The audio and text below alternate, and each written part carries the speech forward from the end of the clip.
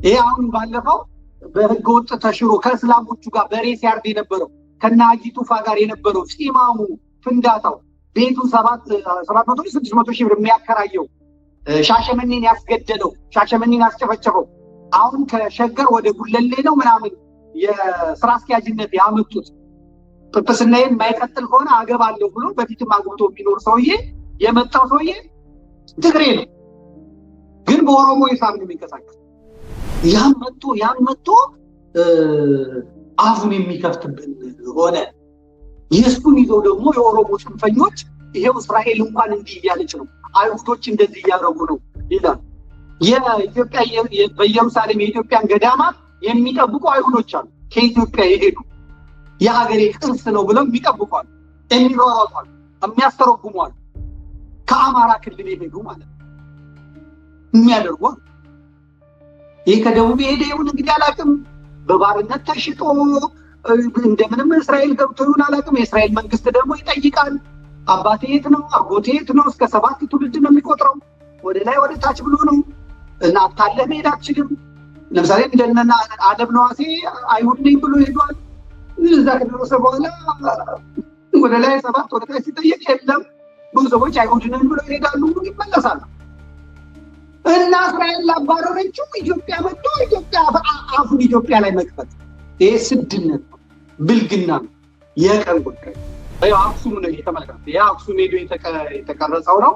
አክሱም ሲወዲያ የምታዩት ናት። ግቢያ ውስጥ ደግሞ አለ፣ አንድ ስትሄድ ግቢያ ውስጥ አለ። እና ይሄ አባ ኃይለ ሥላሴ ነኝ በሚል ሲሰራ የነበረ ፍንዳታ ነው እንደምትመለከቱት ማለት ነው። ያው አክሱም ጽዮን ጋር ያለው ትግርኛ ይናገራል፣ ቆሞስ ነው፣ ችግር የለበትም። እዚህ ደግሞ በኦሮሞዎቹ በኩል ደግሞ ሁለቱም የጋራ ጠላት አለን ስለሚል የጋራ ጠላታቸው አማራ ነው። ይመራል፣ የምናገረው ይመራል፣ ግን ስሙት፣ እውነቱ ይሄ ኦሮሞዎቹም የኦሮሞ ተወካይ ነን የሚሉት እና ትግሬዎቹ የትግሬ ተወካይ ነን የሚሉት የጋራ ጠላት አማራ የሚባል የጋራ ጠላት አለን በሚል በትግራይም የኦርቶዶክስ ቤተክርስቲያን ትዋረድ፣ በዚህ በኦሮሚያም የኢትዮጵያ ኦርቶዶክስ ቤተክርስቲያን ትዋረድ፣ በትግራይ የኢትዮጵያ ሰንደቅ ዓላማ እንዲዋረድ፣ በኦሮሚያም የኢትዮጵያ ሰንደቅ ዓላማ እንዲዋረድ፣ በትግራይ የኢትዮጵያ ኦርቶዶክስ ተዋሕዶ ቤተክርስቲያን ዝቅ እንድትል፣ በኦሮሚያም የኢትዮጵያ ኦርቶዶክስ ተዋሕዶ ቤተክርስቲያን ዝቅ እንድትል ነው የሚሰሩት፣ የሚመጋገቡት ማለት ነው። መከታተል ወዳለው አሁን በጥሩ ሁኔታ መከታተል ፓስተር ገሌ ተብሎ ሲያጫጩሁለት የቴሌቪዥን የአየር ሰዓት ሲከፍቱለት ቸርች ሲከፍቱለት መሬት ሲሰጡት ያለው መንግስት የኦሮሞ መንግስት ሲሰጠው ይህ ፓስተር ማን ነው ብዬ ነው የምጠይቀው። እና ፓስተሩ እስላም ነው፣ ወደዳችሁም ጠላችሁም ነው ብሎ ፓስተሩ እስላም ነው። በተለይ የኦሮሞ ፓስተሮች እስላሞች ናቸው።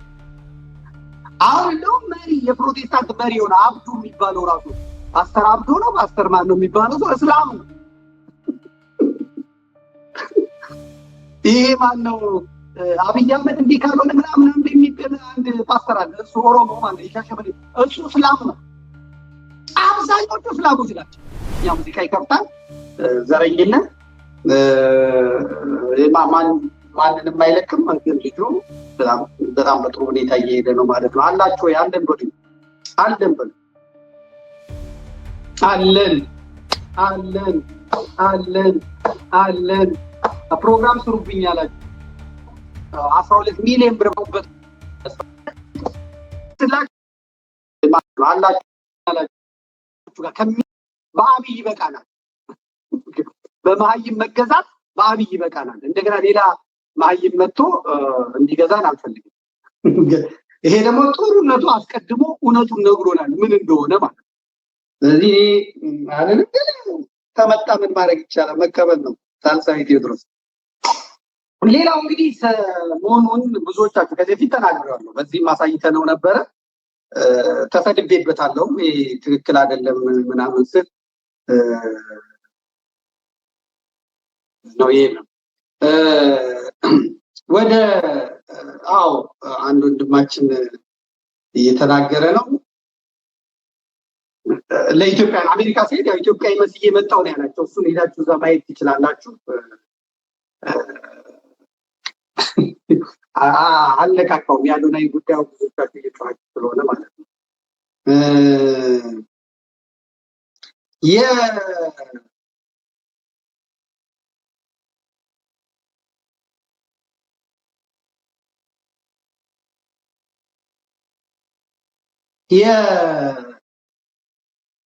ሁለተኛው ጋር እንሄዳለን። ሁለተኛው ጋር ስለ አንድ መነኩሴ ተናግሬያለሁ።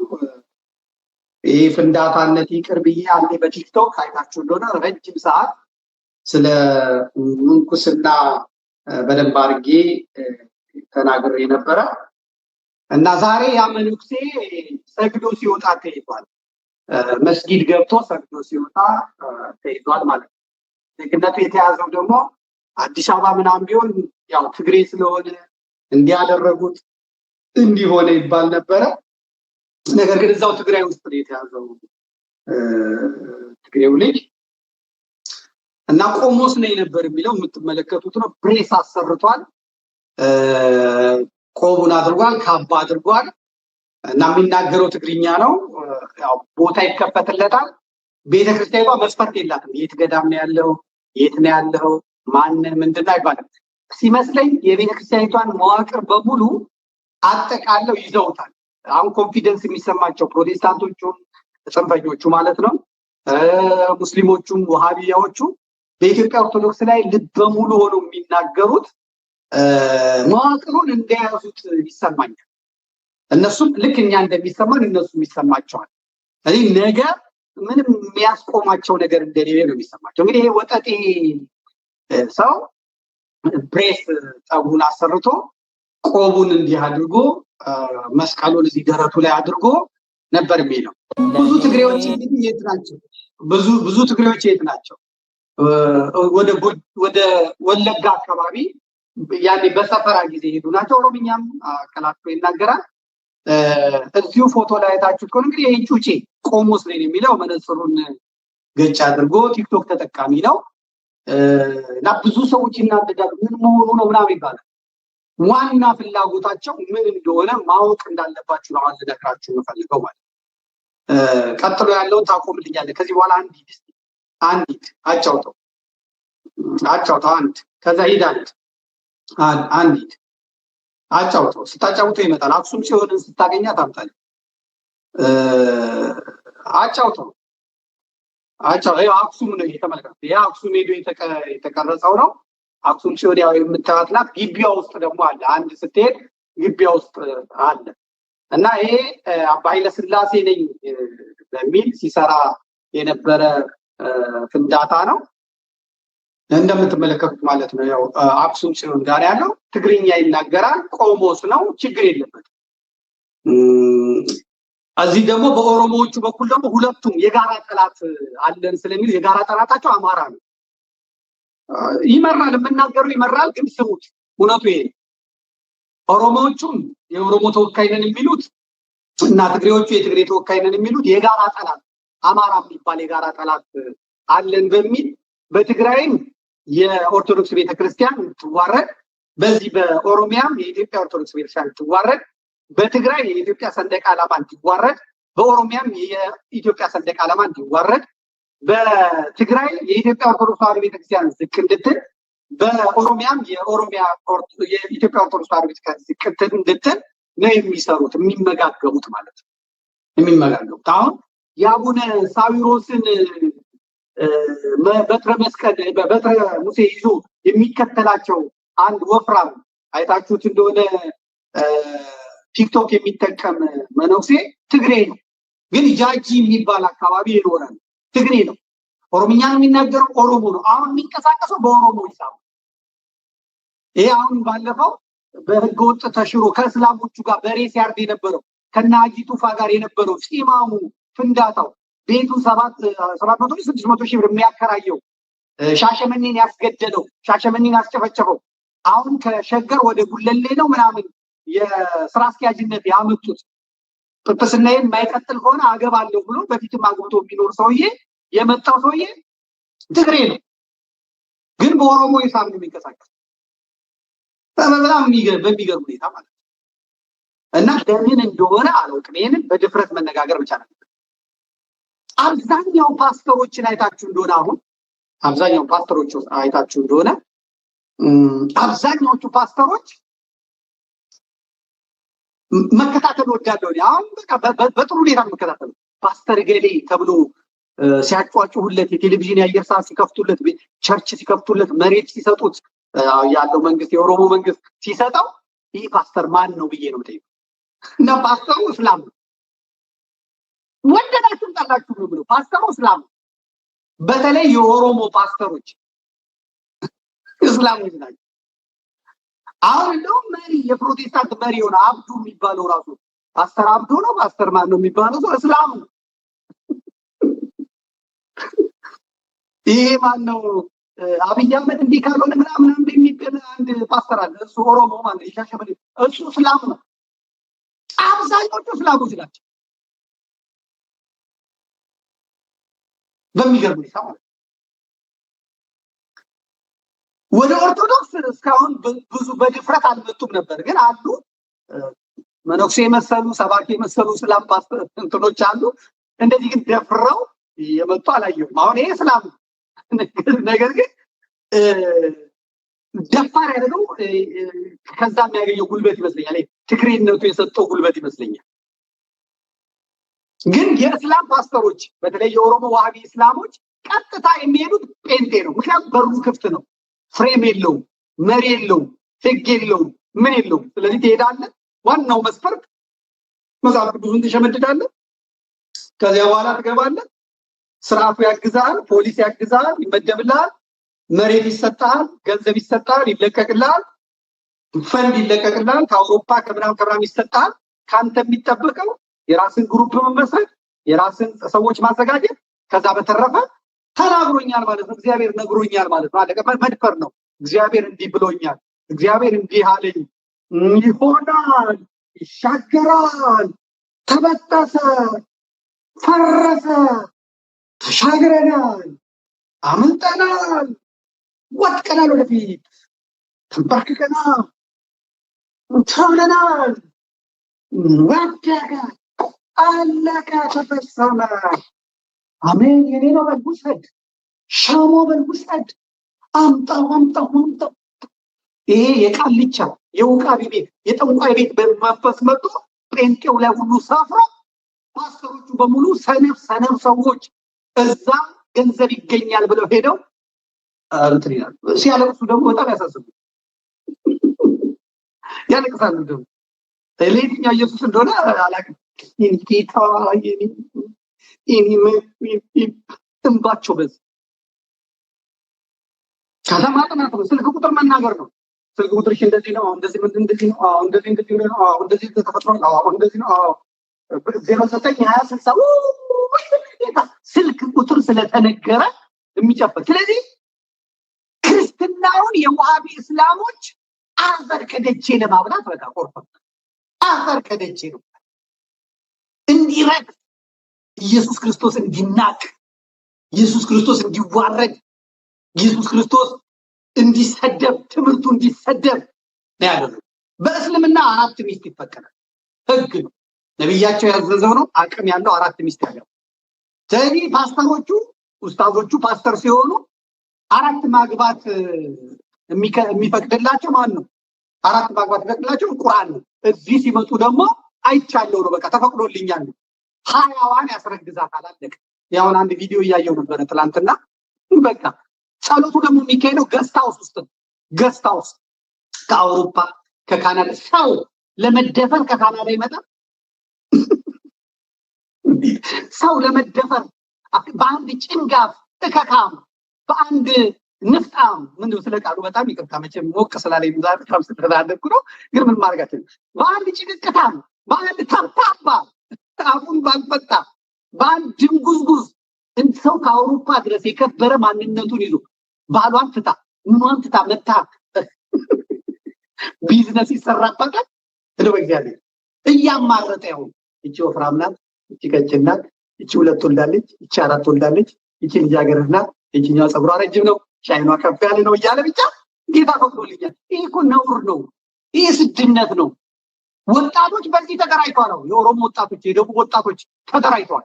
ቢዝነሱን ይዘውታል፣ ስልጣኑን ይዘውታል፣ መንግስቱን ይዘውታል። ክርስትና በኢትዮጵያ እንዲናቅ፣ ክርስትና በኢትዮጵያ እንዲዋረድ አደረጉ። እንዲዋረድ ይህም በመናገሬ አይምሮ ያለው ሰው እውነት ነው ብሎ ይጸጸታል። አይምሮ ያለው ሰው እውነት ነው ብሎ ይጸጸታል።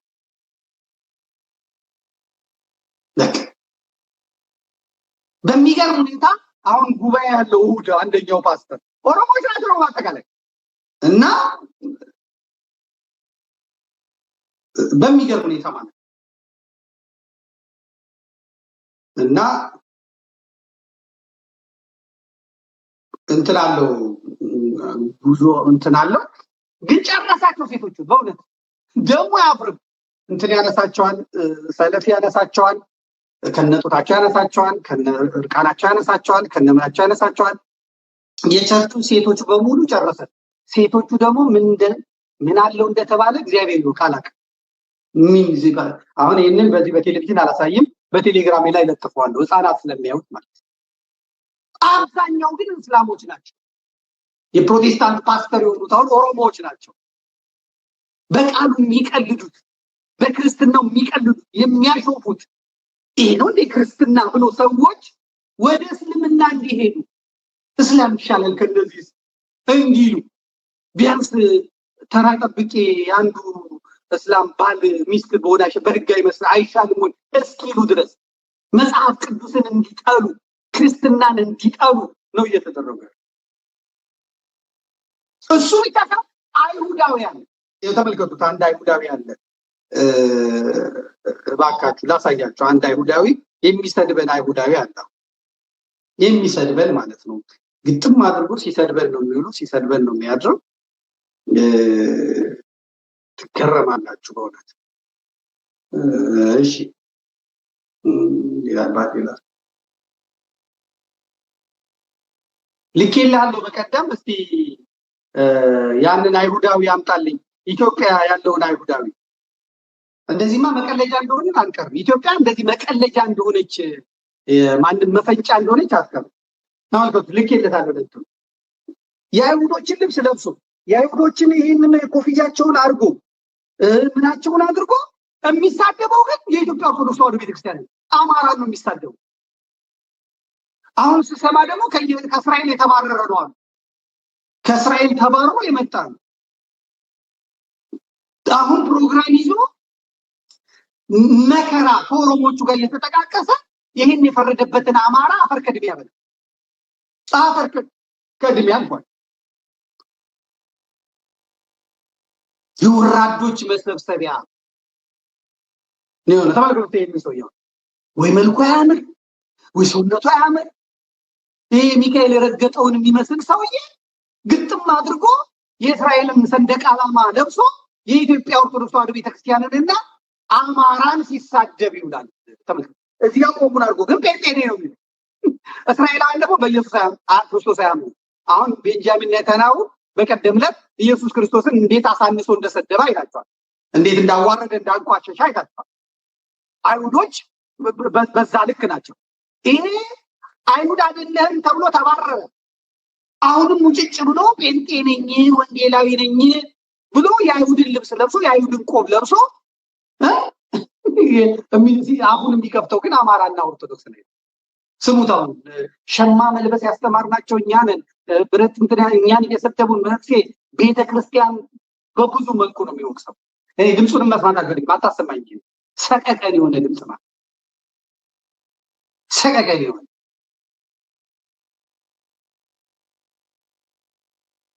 ያም መጥቶ አፉን የሚከፍትብን ሆነ። የእሱን ይዘው ደግሞ የኦሮሞ ጽንፈኞች ይሄው እስራኤል እንኳን እንዲህ እያለች ነው፣ አይሁዶች እንደዚህ እያደረጉ ነው ይላል። የኢትዮጵያ በኢየሩሳሌም የኢትዮጵያን ገዳማት የሚጠብቁ አይሁዶች አሉ። ከኢትዮጵያ የሄዱ የሀገሬ ቅርስ ነው ብለው የሚጠብቁ አሉ፣ የሚሯሯጡ አሉ፣ የሚያስተረጉሙ አሉ። ከአማራ ክልል የሄዱ ማለት ነው የሚያደርጉ። ይሄ ከደቡብ የሄደ ይሁን እንግዲህ አላውቅም። በባርነት ተሽጦ እንደምንም እስራኤል ገብቶ ይሁን አላውቅም። የእስራኤል መንግስት ደግሞ ይጠይቃል። አባቴ የት ነው? አጎቴ የት ነው? እስከ 7 ትውልድ ነው የሚቆጥረው። ወደ ላይ ወደ ታች ብሎ ነው እና አታለህ መሄድ አትችልም። ለምሳሌ እንደነና አደም ነዋሴ አይሁድ ነኝ ብሎ ሄዷል። እዛ ከደረሰ በኋላ ወደ ላይ 7 ወደ ታች ሲጠየቅ የለም ብዙ ሰዎች አይሁድ ነን ብሎ ይሄዳሉ፣ ይመለሳሉ። እና እስራኤል ላባረረችው ኢትዮጵያ መጥቶ ኢትዮጵያ አፉን ኢትዮጵያ ላይ መክፈት ይሄ ስድነት ነው፣ ብልግና ነው፣ የቀን ጉዳይ የቀን ጉዳይ። የኢትዮጵያ ቤተክርስቲያን እንደዚህ ተሳድባ አትቀርም፣ ተሰድባም አትቀርም ማለት ነው። የሆነ ሆኖ አብዛኛው ጴንጤ አምጡልኝ ሁላችሁም ማየት ትችላላችሁ። አብዛኛው ጴንጤ ደግሜ እናገራለሁ፣ ፓስተሮቻቸው ስትጠይቋቸው ኦሮሞዎቹ ወይ ዋቂፈና ነበሩ፣ አጋንንት አምላኪ ነበሩ፣ ወይ ደግሞ እስላሞች ናቸው። አለቅ። ስለዚህ አዳነች አቤቤ መሬት ትሰጣቸዋለች፣ ሽመልስ አብዲሳ ፈንድ ይሰጣቸዋል፣ አብይ አህመድ የአገሪቷን ሀብት ያፈስላቸዋል። ማዋረድ ነው። አብይ አህመድ ለምሳሌ እስላም ነው፣ ግን ፕሮቴስታንት ነው። የሚረዳው እስላምን ነው፣ ፕሮቴስታንትን ነው የሚደግፈው። አብዛኞቹ እስላሞች ፓስተር የሆኑት በአብይ አህመድ ጊዜ ነው። ምን እንደነገራቸው ምን እንዳላቸው ምናውቀው ነገር የለም። በእውነት ይሄ ድፍርስርስ ያለ ይሄ ውልብዝብዝ ያለ ይሄ ምን ያለ ግን ይጠራል፣ የሆነ ቀን ይጠራል። እግዚአብሔር እንዲጠራ ማድረጉን አይተውም። ይሄንን ማየት ነው። ሁለተኛ ደግሞ ወደ ጴንጤ የሚሄዱ ከኦርቶዶክስ የሚሄዱት አብዛኛዎቹ ወደ ጴንጤ የሚሄዱት መነኩሴ ከሆኑ ትግሬዎች ናቸው። ለምን እንደሆነ አላውቅም። ከደቡብ እነ በጋሻው እነማ ሄደዋል፣ እነ ዘርፌ ምናምን ከወሎ ሄደዋል። ያው አሰብ የነበረች ናት። ትግርኛ ትችላለች። እንግዲህ ሄዱን ማውቀው ነገር የለም። ግን አብዛኞቹ መነኩሴ የሆኑ ወደ ጴንጤ የሚሄዱት ሰዎች ትግሬ ናቸው። ምክንያቱም እዚህ ውስጥ እያሉ ስሜታቸውን መቆጣጠር አይችሉም እና አናታቸው ላይ ነው የሚወጣው እና ያዝረከርካቸዋል።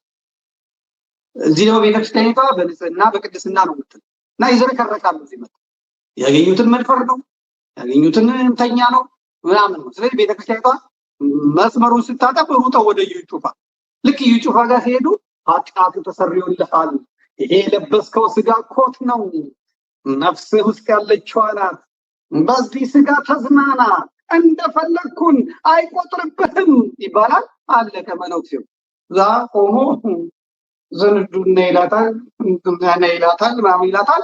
እዛ ይፈቀድለታል ማለት ነው። አብዛኛዎቹን ከኢትዮጵያ ኦርቶዶክስ ተዋሕዶ ቤተክርስቲያን የወጡትን መነኮሳት ከትዝታው ጋር የሚቀመጠው መነኩሴ የተመልከቱት፣ እቤዳለው ጠጣለሁ ብሎ መነኩሴ የተመልከቱት፣ እዩ ጩፋ ጋር ሄደው መነኩሴ የተመልከቱት። አብዛኛው ትግሬ ናቸው። ለምን እንደሆነ አለ።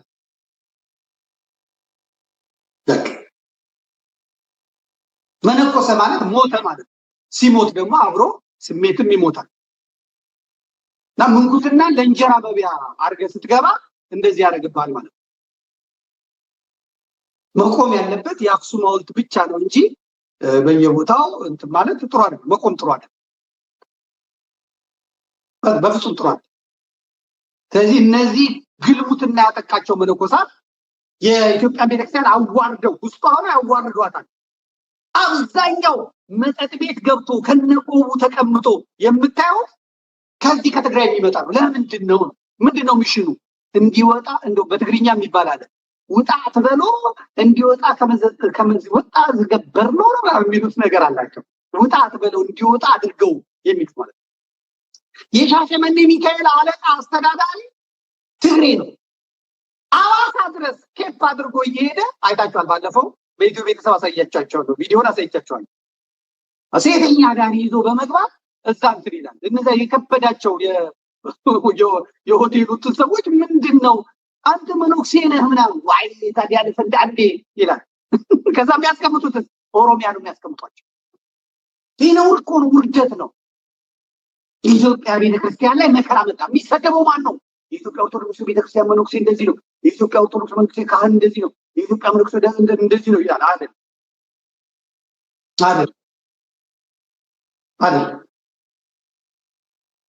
ከአማራም አሉ። አሁን ለምሳሌ በጎጃም ባለፈው ያሳየኋችሁ መነኩሴ አለ። አሁን ውሳኔ ተወስኖበታል። በጎጃም በአቡነ አብርሃም ሀገረ ስብከት ማለት ነው። ሞኖክሲቷን ግጥም አድርጎ ቆንጆዬ ልጅ አስወለዳት። እንዳያችሁት ማለት ነው። ቆንጆዬ ልጅ አስወለዳት። አላውቅም ማለት ከዛ የብአዴን የደቡብ ጎንደር ሰዎች መጥተው ለጵጵስና ያዘጋጀነው ስለሆነ በቃ እንሞታታለን እንጂ የሰውዬ አይነካብንም።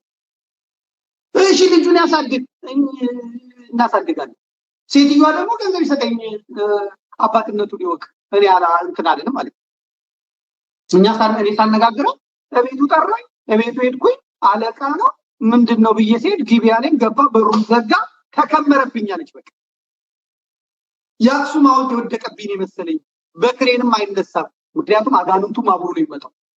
120 30 ዝሆን የሚያክል አጋንንት ይመጣና ይከመራል። ሴትዮዋ ጸነሰች፣ አረገዘች። አስወርጅ ያላት አላስወርጅ ማለት አይታችሁታል። ሰውየውን ልጁ ማምጣት ትችላለህ ወንድም አለ። ፎቶ አለ፣ ልጅቷ አለች ምናምን። ወደ ፍርድ ቤት ሄደው የምትመለከቱ ቆልጭ ልጅ መነኩሴዋችሁት መነኩሴውሱ የገብርኤል የሁለት ገብር አስተዳዳሪ አድርገውት ማለት አቡነ አብርሃም በጣም ብዙ ተከራከሩ። ፍርድ ቤት ተቀረበ። ፍርድ ቤት ቀረቡ።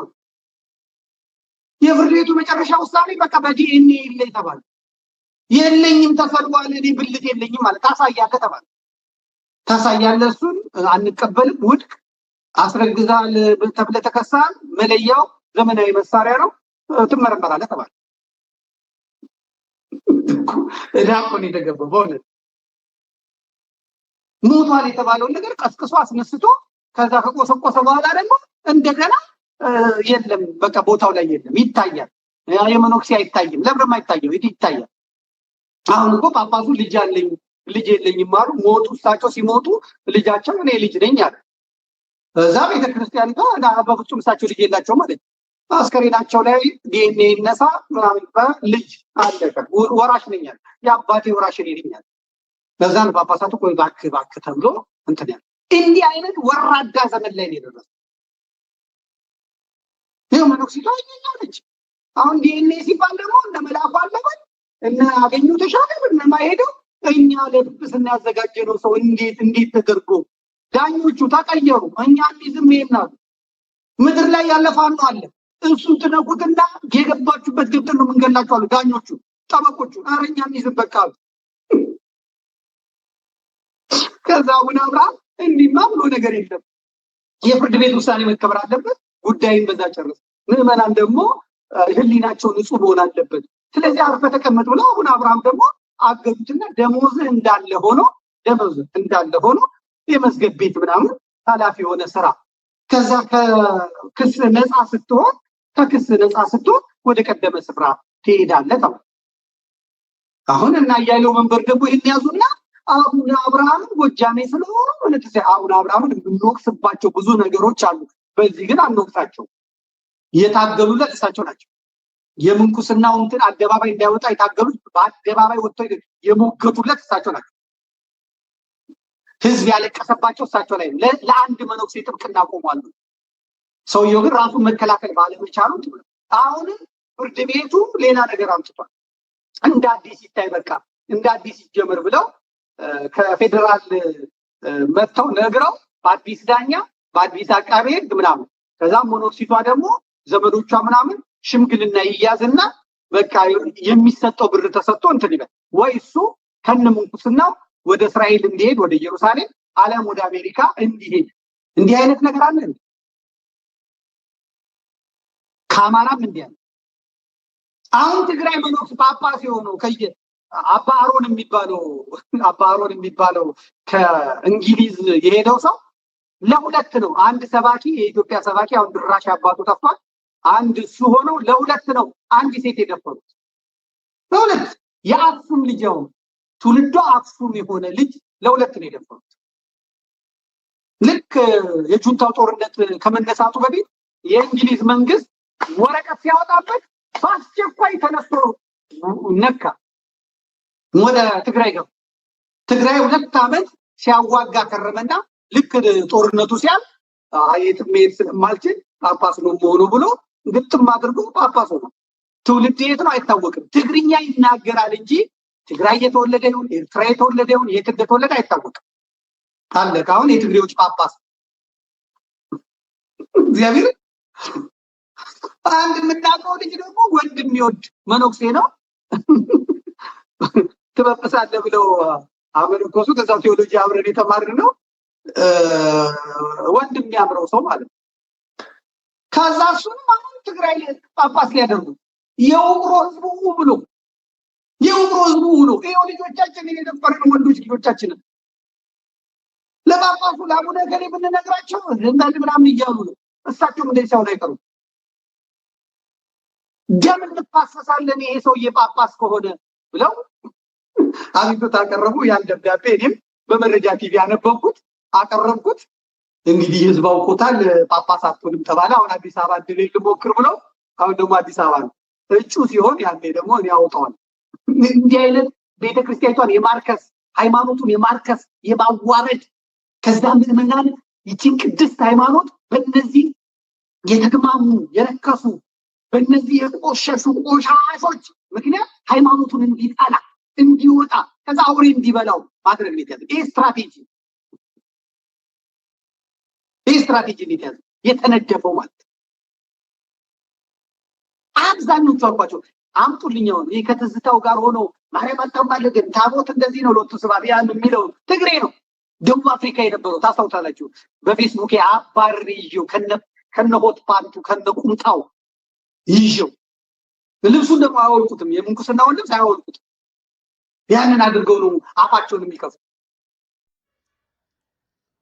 ዜጎቿ የማያስቧትና የማያስታውሷት ሀገር ከእድገት ይልቅ ውድቀት፣ ከእውነት ይልቅ ሐሰት፣ ከግልጽነት ይልቅ ድብቅነት፣ ከህብረት ይልቅ መለያየት፣ ከነጻነት ይልቅ ባርነት፣ ከተግባር ይልቅ ወሬ፣ ከሐሳቢና ሐሳብ ይልቅ ስሜት የሚሰለጥንበት ብሎም መገለጫዎቿ እንደሚሆን የታወቀ ነው። ስለሆነም ሀገር በጠቅሉ ዜጎች ሲኖራት፣ ዜጎች በአንጻሩ ገዢዎች፣ መሪዎች፣ ምሁራን፣ ተማሪዎች፣ ሰራተኞች፣ ሚዲያዎች፣ ባለሙያዎች ወዘተ ተብለው በተለያየ መልክ ይቀመጣሉ። እነዚህም በጥቅሉ ዜጎች ከመሰኘት በዘለለ ሀገርን እንደ ሀገር ብያኔ እንዲኖራት ለህልውናዋ ትልቅ ሚናን ይጫወታሉ። ከዚህ ተነስተን የሀገራችንን ሁለንተናዊ ነባራዊ ሁኔታዎች ስንመለከት ምን ላይ ነን፣ ማን ምን እያደረገ ነው የሚለውን ከማዕቀፍ አንጻር እንደሚከተለው መመልከት እንችላለን። ለዚህ መነሻ የሚሆነን ሁለንተናዊነት ትሩዝና እውነታ ሪያሊቲ ያለንበት ሁለንተናዊ ጥሬ ሀቅ ይሆናል። በሀገራችን መልካም ተብሎ ሊጠቀሱ የሚችሉ ነገሮች ቢኖሩም ከተነሳንበት ርዕስ ጉዳይና ትኩረት ከሚያሻው አንገብጋቢ ጉዳይ ስንመለከት ከ3 ሚሊዮን በላይ የተፈናቀለባት፣ ሞትና ስደት እዛም እዚህም የሚሰማበት፣ የህግ የበላይነት አሳሳቢ ደረጃ ላይ የሚገኝበት፣ በ3 ቦታዎች አስቸኳይ ጊዜ የታወጀበት፣ ሰላም በራሱ በብዙ ቦታዎች ጥያቄ የሆነባት፣ የገዢው ፓርቲ አመራሮች አንድነትና ህብረት በአደባባይ እጅጉን በተቃርኖ የተሞላበት፣ ፍትህና መልካም አስተዳደር ብዙ የሚቀርባት፣ ማስመሰልና ቲያትር በአደባባይ እጅጉንም የተንሰራፋባት፣ ኢኮኖሚያዊና የብድር ቀውስ አፍጦ የመጣባት፣ የውጭ ጣልቃ ገብነት እንዳለ በሰፊው የሚታማባት፣ አንገብጋቢ ጉዳዮች እጅጉን የተበራከቱባት፣ ህልውናዋ እንደ ሀገር ጥያቄ ምልክት ውስጥ የገባበት፣ በብዙ ቦታዎች የመንግስት የታችኛው መዋቅር በግለሰቦችና ቡድኖች እንደበሱ የሚናጥባት፣ ህግና ስርዓት በአደባባይ የሚጣስባት፣ ጦርነትና የጦርነት ወሬ በአደባባይ ያለ እፍረት በ21ኛው ክፍለ ዘመን እንደ ጀብዱ የሚቀነቀንባት ወዘተ ሁለንተናዊ ሁኔታ ውስጥ ናት። ከዚህ መሰል ሁለንተናዊ ሁኔታዎች በመነሳት ኢትዮጵያ የተረሳች ሀገር አይደለችንም። አንደኛ፣ ገዢዎች። ሀገራችን ለረጅም ጊዜ እያሳለፈች ባለችው የስልጣን ፖለቲካ ውስጥ ገዢዎችን እንጂ መሪዎችን በብዛት ፈርተውባት እንደማያውቁ የአደባባይ እውነት ነው። ትሩዝ የአደባባይ እውነትና እውነታ ነው። የሀገራችን ገዢዎች እጅግ ከጥቂቶች በተግባርም ሰላም፣ ልማትና የመሰረታዊ ለውጥ ፍንጮች እያሳዩ ካሉ ሀቀኛ መሪዎች ውጭ አብዛኞቹ ገዢዎች ሀገራቸውን አልረሱምን? አብዛኛው ጊዜያቸውን በተራና ጥቃቅን አነስተኛ እርባና በሌላቸው የኮስሞቲክስ ቲያትርና ትኩረት የመሳቢያ እውነቶች የሚያሳልፉ አይደሉንም? ከስራ ይልቅ ወሬ ላይ፣ ከህብረትና ከአንድነት ይልቅ ጠላት ፍለጋ ላይ፣ ከዛሬና ነገ ይልቅ ትላንት ላይ፣ ከእሳቤ ርዕዮት ይልቅ ተራ ትርጉም አልባ የባዶ ቃላት ክምር ጥቅሶች ላይ፣ በጥልቀት ትርጉም ባለው መንገድ ከሚተነተኑ ነገሮች ይልቅ ስሜት ቀስቃሽ፣ ከዘላቂ ይልቅ ጊዜ ነገሮች ላይ ትኩረት እንደተደረገ ማንም የማይክደው ጥሬ ሀቅ ነው። እውን ህግ አውጪ፣ ህግ ተርጓሚና ህግ አስፈጻሚ አካላት መሆንና ማድረግ የሚገባቸውን እያደረጉ ነው? አጀንዳ መሆን የሚገባውን አጀንዳ አድርገዋል። ቀዳሚ ሊሆን የሚገባውን ቅድሚያ ሰጥተዋል። መጠየቅ የሚገባቸውን ጠይቀዋል። ለአብነት ፓርላማው እውን በተጨባጭ ስለተጨባጭ የሀገራችንን ነባራዊ ሁኔታ ከጥቃቅን አነስተኛ ጉዳዮች በዘለለ ትኩረት ሰጥቶ ሰርቷል። የሚመለከተው አካልስ ጠይቋል። እውን ፓርላማው ኢትዮጵያን አልረሳትም? ሁለተኛ፣ ምሁራን። የሀገራችን ምሁራን ምን እየሰሩ ነው? እውን ሀገራችን እንዳለችበት አሳሳቢ አስጨናቂና አስፈሪ ሁለንተናዊ ነባራዊዎች ሁኔታ እየተንቀሳቀሱ ነው? እውን ምሁራን በአስተሳሰብና አመለካከት በስልትና በስትራቴጂ ተብሎም በተግባር ደረጃ ሀገራቸውን አልረሱም? ማድረግ የሚጠበቅባቸውን እያደረጉ ነው? እውን ምሁራን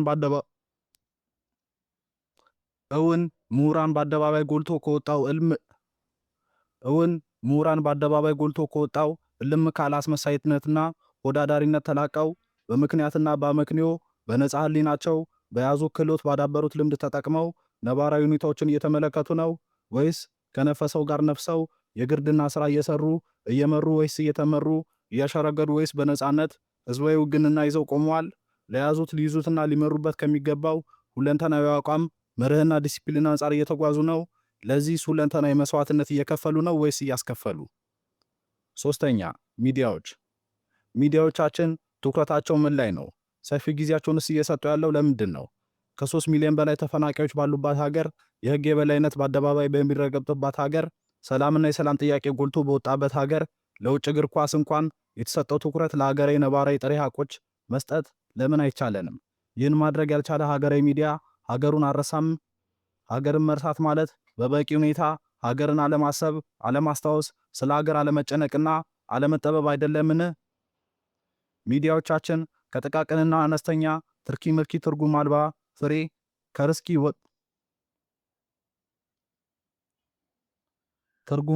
ፍሬ መወድሶች፣ ተራ ፕሮፓጋንዳዎች ትኩረት ከማብዛት በዘለለ ምን እያደረጉ ነው? እውኑ ሚዲያዎቻችን በአስተሳሰብና አመለካከት በስልትና በስትራቴጂ ብሎም በተግባር ደረጃ የኢትዮጵያን ናቸው? ለኢትዮጵያና ለኢትዮጵያውያን ሁለንተናዊ ጥቅም የሚተጉ ናቸው? እውን ሚዲያዎቻችን የሀገር ጉዳይ እንቅልፍ ይነሳቸዋል? በእንቅልፍ የመነሳትና በቁጭት የመንገብገብ ሁለንተናዊ ባህሪያት ጠባያት ይታይባቸዋልን? አራተኛ፣ ነጋዴዎችና ባለሀብቶች። ሀገራችን እንዳለችበት አስጨናቂ፣ አስጊ፣ አስፈሪ፣ እጅግ አሳሳቢ ነባራዊ ሁኔታዎች ነጋዴዎችና ባለሀብቶቿ እያሰቧት ይሆን? እውን ሀገርን ከሁለንተናዊ ውድቀትና ፈተና ሊታደግ የሚችል አለፍ ሲል የራሱን ጥቅሞች አሳልፎ ሰጥቶ ሀገርን ሊታደግ የሚችል ሀገራዊ ነጋዴና ባለሀብት አላት? ወይስ ስለ ጥቅሙ እሷን አሳልፎ የሚሰጣትና አሳልፎ የመስጠት ተግባርን በኮንትሮባንድ ገንዘብ በማሸሽ በሙስና በህገ ወጥ መሳሪያ ዝውውር ውስጥ በስፋት የሚሳተፉ አካላት ባሉበት ህግ ላይ የሰለጠኑና የራሳቸውን ፍላጎት በተለያየ መንገድ የሚያሳኩ አካላት እዛም እዚህም በሚታዩበት እውን ሀገር አልተረሳችም? አምስተኛ፣ የሃይማኖት ተቋማት መሪዎች በምዕመናን አልተቀደሙም? የሃይማኖት መሪዎች ቀድሞ የነበራቸው ቦታ፣ ክብር፣ ተሰሚነት፣ ተጽዕኖና የመሪነት ቦታ አላቸውን? እርስ በርሳቸው ስምምነት፣ ህብረት፣ አንድነትና የመንፈስ መግባባት አላቸውን? የሃይማኖት መሪዎች ምዕመኖቻቸውን አልረሱም? እውን የምዕመናኖቻቸውን ሁለንተናዊ ነባራዊ ሁኔታ ያሳስባቸዋል? ያስጨንቃቸዋል? እንቅልፍ ይነሳቸዋል? የማሳሰብ የማስጨነቅና እንቅልፍ የመንሳት ተግባርስ ይታይባቸዋል? እውን ቁጭት፣ እልህና ትጋት አላቸው? እውን በውስጣቸው ይህን ማድረግ ያልቻሉ እንደምን ሀገርን ሊያስቡ ይችላሉ? የሃይማኖት መሪዎች ሀገራቸውን ትርጉም ባለው መንገድ አልረሱም? ለሀገር ግንባታ እና ህብረተሰብን በማነጽ ላይ ያላቸው ሚና ምን ይመስላል? የሃይማኖት ተቋማት በሙሉ ሃይማኖት እሴቶችን ባለማስጠበቃቸው ምዕመናን የሚባሉ ወገኖች ራሳቸው አብዛ ምዕመናን እያየና እየሰማ ሰዎች አልተፈናቀሉም፣ አልተገደሉም፣ አልተሰደዱም? እውን የሃይማኖት ተቋማት ልዕልና በቀድሞ ቦታው አለ? ራሳቸውን ማስጠበቅ ያልቻሉትስ እንደምን ሀገርን ሊያስታውሱ ይችላሉ? ራሱን ያላስታወሰ ሌላውን ከሱ ባሻገር ያለውን ሊያስብ ይችላል? ራሱን ያልተቆጣጠረ ሌላውን እንደምን ሊቆጣጠር ይቻለዋል? ስድስተኛ፣ የኪነ ጥበብና ስነ ጥበብ ባለሙያዎች።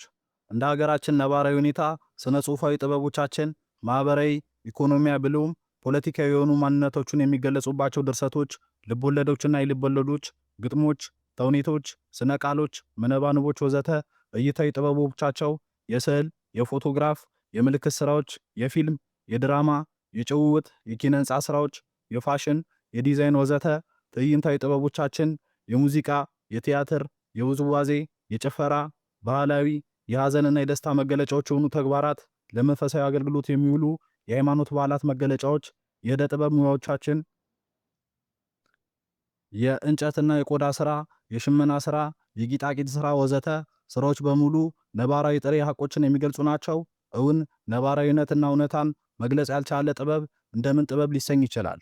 እውን በዘርፍ ውስጥ ያለው ባለሙያ ሀገሩን አልረሳም? እውን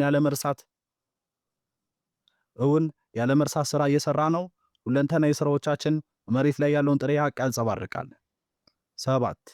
ልዩ ልዩ አካላት ከላይ ከተጠቀሱ ዋነኛ አካላት ባሻገር ተፎካካሪ ፓርቲዎች እውን ሀገራቸውን የማስታወስ ስራ እየሰሩ ነው? እውን ለስልጣን ብለው ችግር ላይ ችግር አልጨመሩም?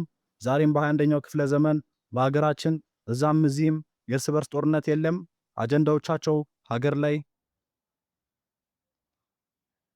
አጀንዳዎቻቸው ሀገር ያለ መርሳት ናቸውን? መንግስት ያልሆኑ ድርጅቶች፣ ማህበራትና ቅንጅቶችስ ከወዴት አሉ?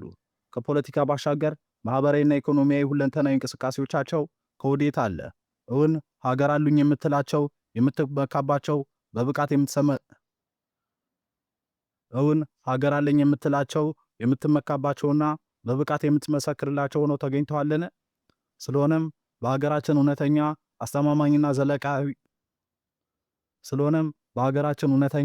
አስተማማኝና ዘላቂ መሰረታዊ ለውጥ ይመጣ ዘንድ ዜጎች ሀገራቸውን ሊረሱ፣ ሀገርም ዜጎቿን ልትረሳ አይገባም። የተረሳች ሀገር መሰረታዊ ለውጥ አታመጣም። የተረሳች ሀገር ዘመናዊ፣ ተወዳዳሪ፣ ስልጡንና ህልም መሆን አትችልም። የተረሳች ሀገር ካልተረሳች ሀገር ጋር ፈጽሞ አትወዳደርም። ወደድንም ጠላንም የተረሳች ሀገር ትገዛለች።